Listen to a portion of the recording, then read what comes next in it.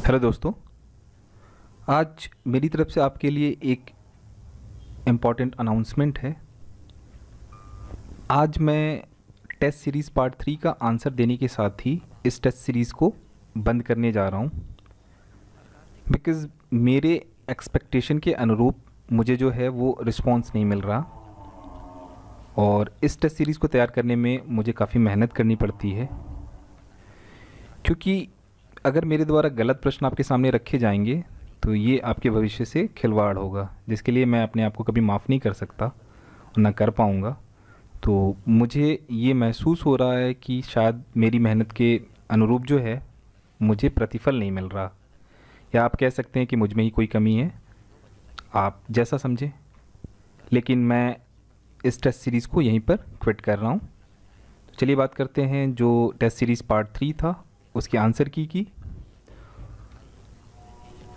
तो वीडियो शुरू करते हैं और मैं यहाँ पर आपको 1 बाय 1 प्रश्न के अनुरूप आंसर की टिक करके बताऊँगा, आंसर की बताऊँगा, प्रश्न भी पढ़ूँगा और आंसर की बताऊँगा। और ये मेरा टेस्ट सीरीज़ का अंतिम वीडियो है, यहाँ से मैं इस टेस्ट सीरीज़ को बंद कर रहा हूँ। पहला प्रश्न आपका 1925-1930 के बाद भारतीय विधानसभा का अध्यक्ष कौन था? आशा करता हूँ आपने प्रश्न पढ़ लिया होगा। इसका उत्तर जो है बी यानी वीजे पटेल। आगे बढ़ते हैं। गांधी बनाम लेनिन नामक पुस्तक किसने लिखी थी? और इसका जो उत्तर है वो है डी यानी S.A. डांगे।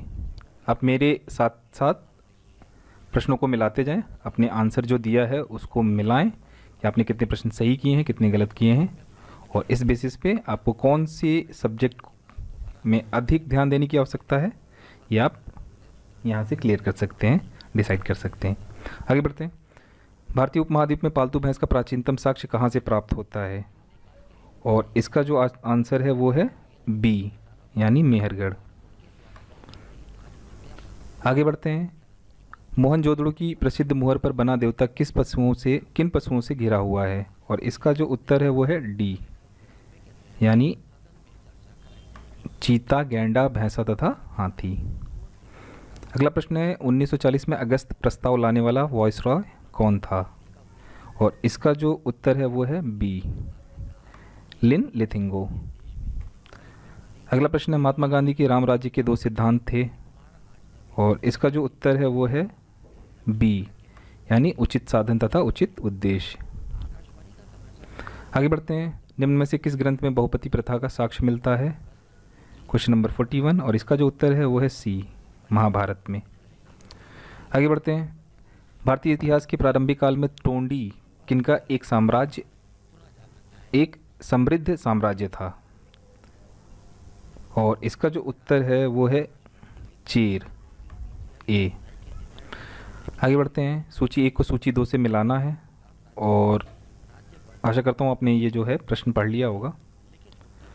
और इस प्रश्न का जो उत्तर है वो है बी यानी 3, 5, 1, 2।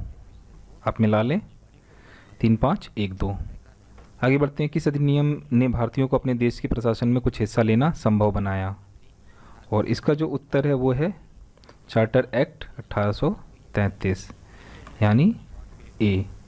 आगे बढ़ते हैं। बंद अर्थव्यवस्था से आप क्या समझते हैं? इसका उत्तर है आंसर बी आयात निर्यात बंद। आगे बढ़ते हैं। अगला प्रश्न लेते हैं। द्वितीय पंचवर्षीय योजना का मुख्य उद्देश्य था? और इसका जो उत्तर है वो है डी अर्थव्यवस्था को स्वतः विकास की गति प्रदान करने हेतु एक प्रबल प्रयास करना। अगला प्रश्न देखते हैं। पंचवर्षीय योजना के इतिहास में भारत की सर्वाधिक असफल योजना किसे माना जाता है? और इसका जो उत्तर है वो है बी तृतीय पंचवर्षीय योजना को। अगला प्रश्न है आपका वैश्वीकरण का अर्थ है, और इसका जो उत्तर है वो है सी यानी घरेलू अर्थव्यवस्था का वैश्विक अर्थव्यवस्था के साथ एकीकरण। अगला प्रश्न है कुटीर ज्योति योजना संबंधित है, और इसका जो उत्तर है सी ग्रामीण क्षेत्रों में गरीबी रेखा से नीचे जीवन यापन करने वाले परिवारों को विद्युत सुविधा उपलब्ध करने से। आगे बढ़ते हैं। अगला प्रश्न निम्नलिखित में से किस राज्य को अत्यधिक कुपोषण के कारण भारत का इथोपिया कहा जाता है? और इसका जो उत्तर है वो है बी मध्य प्रदेश को। अगला प्रश्न है गांधीवादी अर्थव्यवस्था किस सिद्धांत पर आधारित है? और इसका जो उत्तर है वो है सी, यानी न्यास धारिता। आगे बढ़ते हैं, अगला प्रश्न है, एक तरफ योजना दी हुई है, दूसरी तरफ कार्यक्रम, योजनाओं को कार्यक्रमों से जो है मेल करना है, और इसका जो उत्तर है वो है डी, यानी 2 1 3 5 4। ठीक है, मिला लें आप इसे।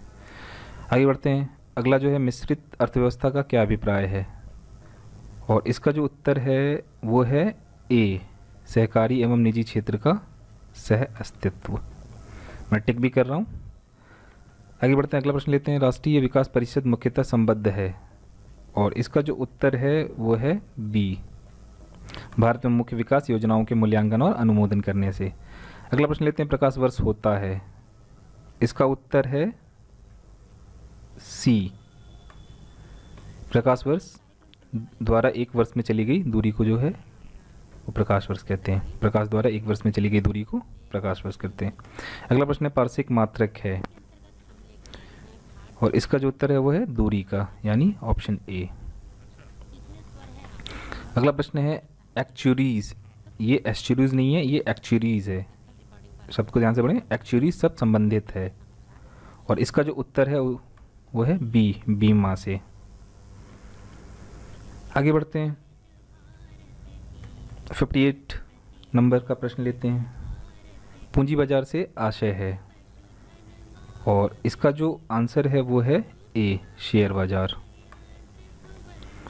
आगे बढ़ते हैं, हरित क्रांति से भारत के कौन से राज्य सर्वाधिक लाभान्वित हुए, और इसका जो उत्तर है वो है सी, पंजाब, हरियाणा और पश्चिमी उत्तर प्रदेश। अगला प्रश्न लेते हैं, आयात की प्रक्रिया आरंभ होती है, इसका उत्तर है बी, मेट की रसीद से। अगला प्रश्न लेते हैं, स्वामित्व के आधार पर निम्नलिखित में से कौन सा एक अन्य से भिन्न है, और इसका जो उत्तर है वो है डी, कंपनी का ऋण पत्र। अगला प्रश्न देखते हैं, अग्निशमन वस्त्र किससे बनाया जाता है, बहुत ही अच्छा प्रश्न है, और इसका जो उत्तर है वो है बी, एस्बेस्टॉस से। ठीक है, आगे बढ़ते हैं, निम्नलिखित में से कौन सा माल आयात हेतु विदेशी विनिमय की स्वीकृति देता है, और इसका जो उत्तर है वो है सी, भारतीय रिजर्व बैंक। आगे बढ़ते हैं, कौन सा संगठन विदेश व्यापार का संवर्धन करता है, और इसका जो उत्तर है वो है ए, ECGC। अगला प्रश्न लेते हैं, भारतीय राजमार्ग प्राधिकरण के वित्त का प्रमुख स्रोत है, और इसका जो है आंसर है वो है संघ सरकार के बजट में अनुदान, यानी डी, आंसर का जो आंसर है वो है डी। निजी क्षेत्र के साझा कोषों को भारत में अनुमति मिली, और इसका जो उत्तर है वो है बी, 1993 में। अगले प्रश्न को गलती से बाय मिस्टेक जो है वो प्रश्न संख्या गलत पड़ी है, आप इसे 67 कर लें, मैं यहाँ पे लिख रहा हूँ 66, 2 बार रिपीट हो गया। मोड वैट संबंधित हैं, और इसका जो उत्तर है वो है ऑप्शन बी, मूल्य वर्धित कर वैट से। अगला प्रश्न है, भारत की प्राचीन कला का परंपराओं को पुनर्जीवित करने के लिए Indian society of oriental art की स्थापना की थी, सही उत्तर है ए, रविंद्रनाथ टैगोर ने। साख पत्र दिया जाता है, इसका उत्तर है एक निर्यातक द्वारा, ऑप्शन ए। अगला प्रश्न है, विशेष आर्थिक क्षेत्र अधिनियम प्रभावी हुआ किस वर्ष, उत्तर है इसका सी, 2006 में। अंतिम प्रश्न है आपका, भारत की पूर्व की ओर देखो नीति के संदर्भ में निम्नलिखित कथनों पर विचार कीजिए, और इसका जो उत्तर है वो है बी, 1 और 3, 1 और 3, यानी उत्तर बी। तो दोस्तों ये था टेस्ट सीरीज पार्ट 3 के प्रश्नों का आंसर, और इसी टेस्ट सीरीज़ के साथ ही मैं यहाँ पर ये वीडियोस को यहीं क्विट कर रहा हूँ। आगे मैं कोई भी टेस्ट सीरीज़ नहीं दूंगा, क्योंकि मुझे जो है वो अपनी मेहनत के अनुरूप जो है वो प्रतिफल नहीं मिल रहा है, रिस्पांस नहीं मिल रहा आपसे, और मुझे नहीं लगता कि मुझे इसे कंटिन्यू करना चाहिए। इसके अतिरिक्त मैं उन लोगों का नाम ले दूं जिन्होंने उत्तर दिया, और कम से कम उन्हें तो प्रोत्साहन मिलना चाहिए। तो अंत में प्रोत्साहन के स्वरूप मैं उन 3 लोगों का नाम लेना चाहूँगा जिन्होंने जल्दी से जल्दी और अधिक से अधिक प्रश्नों का सही उत्तर कमेंट लाइन पर दिया। पिछली बार की तरह इस बार भी मोहम्मद अशरफ जो हैं, इन्होंने 38 प्रश्नों में से जो है वो 18 प्रश्न सही किए हैं। दूसरे नंबर पर रही हैं प्रिया सिंह और तीसरे नंबर पर मोनी यादव। यानी क्विकली जिन्होंने सबसे ज़्यादा उत्तर दिए है वो हैं अशरफ जी। तो मोहम्मद अशरफ जी, आपको फिर से बहुत बहुत मुबारक हो, बहुत बहुत बधाइयाँ। और जो प्रश्न आपसे गड़बड़ हो रहे हैं, गलत हो रहे हैं, आप उनको एक बार और कोशिश करें, देखें, पढ़ें। और अगर आप उनको बार बार देखेंगे, उनकी प्रैक्टिस करेंगे, तो वो प्रश्न भी आपसे गलत नहीं होंगे और आप अच्छा परफॉर्म कर पाएंगे। तो मेरी तरफ से आप लोगों को बहुत बहुत मुबारक हो। इसके साथ ही मैं वीडियो को एंड कर रहा हूँ। Thank you, bye bye